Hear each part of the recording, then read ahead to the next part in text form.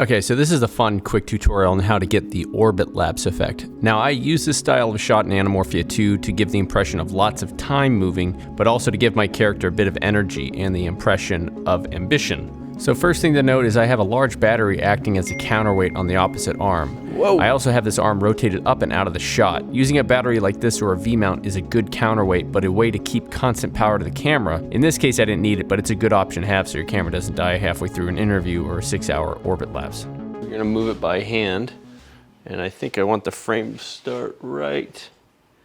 Yeah, I want it to start right here. So this was done with 3 different shots, all of me doing the exact same motion, but placing the camera at different angles and also doing different field of view. Now you'll notice the orbit is moving at a very slow RPM. I think we're going about 1/20th RPM, which means 1 rotation every 20 minutes. And we also did a very slow shutter speed. The shutter speed I think was 1/6. This gives a lot of motion blur, and you want exaggerated motion blur that sells the movement later on when we speed it up. Also, instead of doing photo lapse, this is actually just video, so it's much easier workflow. Now one thing to note is just kind of how sloppy and messy I'm being. It almost doesn't matter what I'm doing as long as there's movement, and that's the trick. Right now I'm overdoing everything so that there's an exaggeration of movement, because later we're gonna see a lot of movement, and that's what's gonna sell this effect. Now that we've got our 3 different shots, we speed them up in post. We'll add a few sound effects from Epidemic Sound, and we're good to go.